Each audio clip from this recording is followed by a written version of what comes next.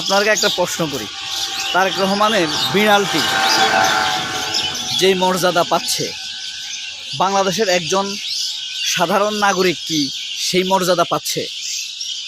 তারেক রহমানের বিড়ালটিকে তারেক রহমান যেইভাবে যত্ন নেন, কাছে রাখেন, কোলে তোলেন, তিনি কি এই দেশের সাধারণ বস্তিপাড়ার একজন মানুষকে কাছে রাখবেন, সাথে নিয়ে চা খাবেন, তার যত্ন নেবেন, যখন তখন ডাক্তারের কাছে নিয়ে যাবেন তাকে?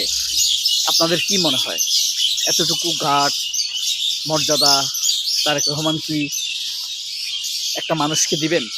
এবার আসি, কিছু জিনিস তো আমাদের স্বাভাবিকভাবে জানতে করার কথা, করবে না? ধরেন তারেক রহমানের এই বিড়ালটির ব্যাপারে আমরা কি জানি? এই বিড়ালটির নাম কি জানেন? বয়স কত, কবে তার জন্ম হয়েছে, তার ইনহেরিটেন্সটা কি, কোন জাতের বিড়াল, এর পিছনে খরচ কত? সবচেয়ে বড় বিষয়, গরিব দেশ তো, খরচের হিসাবটা আমরা সবসময় আগে নেই। তাহলে তারেক রহমানের বিড়ালের পিছনে খরচ কত? আমাদের দেশের একজন একদম প্রান্তিক লেভেলের মানুষের সেইটুকু খরচ কি হয়, নাকি আরও বেশি? আমাদের দেশের একজন সাধারণ মানুষ, প্রান্তিক লেভেলের সাধারণ মানুষের প্রতিদিন খরচ কত? তারেক রহমানের বিড়ালটির প্রতিদিনের খরচ কত? তারেক রহমানের কাছে ওই বিড়ালটি কতটা মর্যাদাবান, তিনি কত খরচ করেন এটার পেছনে? এই বিড়ালের টেক কেয়ার করে কে? এই বিড়ালের দেখাশোনা করার জন্য অন্য কোনো মানুষ আছে কি না? এই জিনিসটি তো প্রশ্নে আসাটা খুব স্বাভাবিক, স্বাভাবিক না? ধরেন সে কি খায়, তার মানে চিকিৎসা করা হয় কিভাবে, মানে খুব নিবিড় তত্ত্বাবধান এবং যত্ন কিন্তু এই বিড়ালটির ব্যাপারে নেওয়া হয়, কোনো সন্দেহ নাই এখানে। কিন্তু কথা হলো,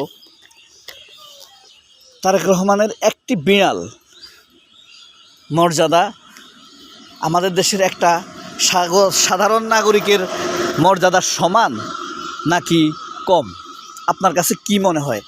এই জিনিসটি কমেন্ট বক্সে লিখবেন। প্রকৃতপক্ষে আমরা আমাদের মর্যাদা ওই বিড়ালটার সমান নাকি আরও বেশি, নাকি কম হওয়া উচিত? এটা একটা প্রশ্নের বিষয়।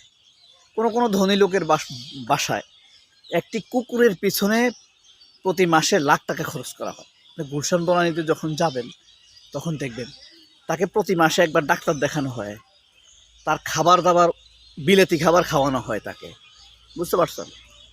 অথচ আমাদের দেশে একজন সাধারণ তারেক রহমানের বিড়ালের কথাটা আপনি ভাবেন।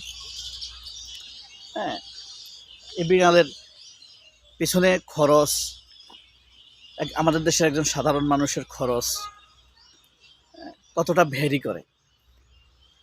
যাই হোক, এই যে যা বলছিলাম, নোয়াখালীতে তো ধানের শীষে ভোট দেওয়ার জন্য একটা নারীকে গণধর্ষণ করা হয়েছে সুবর্ণচরে। ঠিক একইভাবে এবার আবার দেখা গেল হাতিয়াতে এই ঘটনা ঘটেছে। শাপলাগলিতে ভোট দেওয়ার কারণে একটা নারীকে শ্লীলতাহানি করা হয়েছে, গণধর্ষণ করা হয়েছে। এখন পর্যন্ত সে বিষয়ে মিডিয়া কোনো নিউজ করে নাই, কোনো অ্যারেস্ট হয় নাই। ইভেন কি ধরেন আপনি বলবেন, বিএনপি হয়তো বলবে যে এটা মিথ্যা, এটা হয় নাই, কিন্তু তো তাকে প্রমাণ করতে হবে, সেই নারীকে এনে হাজির করতে হবে, না এই ঘটনাটা মিথ্যাভাবে ছড়ানো হয়েছে বদনাম রটানোর জন্য। সেই প্রতিবাদ করারও তো গাট হিম্মত এখনও হয় নাই। অভিযোগের চ্যালেঞ্জ করতে হবে। তো অভিযোগকে যদি আপনি মিথ্যা প্রমাণ করতে চান তাহলে সেটাকে চ্যালেঞ্জ করতে হবে। এই কারণে প্রশ্নটি আসে, আজকে যদি কোনোভাবে তারেক রহমানের বিড়ালটি ক্ষতিগ্রস্ত হয়, ক্ষতিগ্রস্ত হলে অথবা কেউ যদি ইন্টেনশনালি হোক আর এমনি হোক এটাকে ক্ষতিগ্রস্ত করে, সে যে মর্যাদা পাবে, আমার মনে হয় আমাদের দেশের একজন সাধারণ মানুষ যদি বিএনপির কর্মীদের দ্বারা, নেতাদের দ্বারা ক্ষতিগ্রস্ত হয়, সে সেই মর্যাদা পাবে না। বিড়ালের মর্যাদা থেকে মানুষের মর্যাদা, এই যে বাংলাদেশের ঢাকাতে যে ঢাকা ক্লাব আছে না, ঢাকা ক্লাব, ঢাকা ক্লাব এক সময় ছিল WBC, West Bengal club, east Bengal club, EBC. এটার নাম কয়েকবার পরিবর্তন হয়েছে। তো এই যে সেখানে লেখা ছিল কুকুর ও বাঙালিদের প্রবেশ করা নিষেধ। হ্যাঁ, তাহলে দেখেন মানুষের সম্মানকে কোন পর্যায়ে নামিয়ে দেওয়া হয়েছে। একটা বিড়ালের যে মর্যাদা সম্মান, এটা মানুষেরও সেই সম্মান নাই। এটা আমাদের জন্য খুবই হৃদয় বেজার। অর্থাৎ এটা একটা ব্রিটিশ মেন্টালিটি, বিলেতি মেন্টালিটি।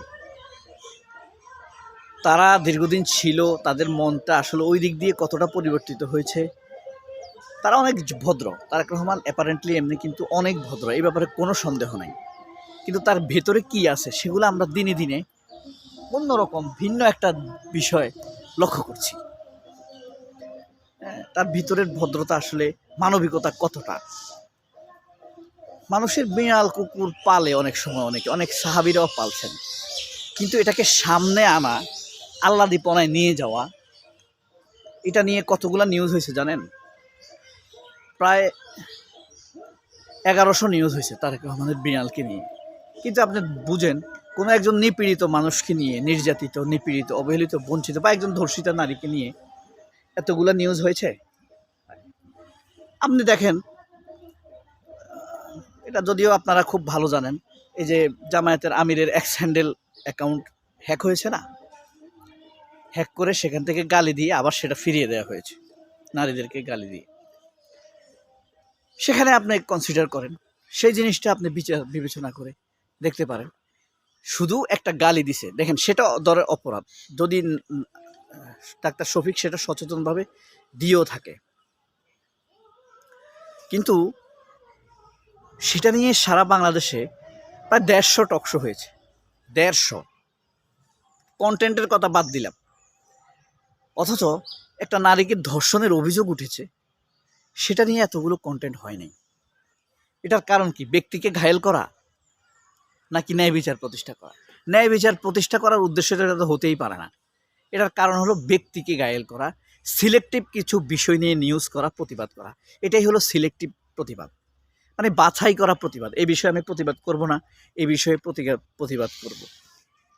একটা দলীয় দৃষ্টিভঙ্গি থেকে এটা প্রণয়ন করা, দেখা, এটাই হলো আমাদের সমস্যা। সবাইকে আমরা সমানভাবে দেখতে পারি না। এটা আমাদের একটা কমন দুর্বলতা কিনা আমি জানি না। আমি নিজের ব্যাপারে আত্মবিশ্বাসী হয়ে বলতে পারবো কখন, যখন আমি এরকম একটা দায়িত্ব পাই, কঠিন বা শক্ত দায়িত্ব পাই, ন্যায় বিচারের একটা গ্রামের ভাষায় যেটাকে সালিশ বলে বা জাস্টিস বলে, ওই আসনে বসেই বোঝা যাবে আমি আসলে সে আসনে স্টিক থাকতে পারিনি। কারণ আমরা দেখতেছি ওয়াকার তার আসনে বসে সে জাতির জন্য জাস্টিস করতে পারে নাই, ভালো সিদ্ধান্ত নিতে পারে নাই। বাংলাদেশের অতীতের কয়েকজন বিচারপতি জাতির জন্য ভালো সিদ্ধান্ত নিতে পারে নাই। আইজিডির কথা তো বাদে দিলাম, স্বরাষ্ট্রমন্ত্রীরা পর্যন্ত জাতির জন্য জাস্টিস প্রতিষ্ঠা করতে পারে নাই। বাহারুল পারছে, পারে নাই। ডক্টর ইউনূসকে আমি তার অ্যাটেম্পটের জন্য ব্যতিক্রম দেখি, যতটুকু হয়েছে তার জন্যই হয়েছে। তাহলে কার দাম বেশি, তারেকের বিড়াল নাকি আমরা? বিড়াল থেকে মানুষ, মানুষ থেকে বিড়াল। তারেকের বিড়ালটি দেখলে আমার হিংসাই হয়। সবাই অনেক ভালো থাকবেন, কত মর্যাদা তার, তাই না? আসসালামু আলাইকুম।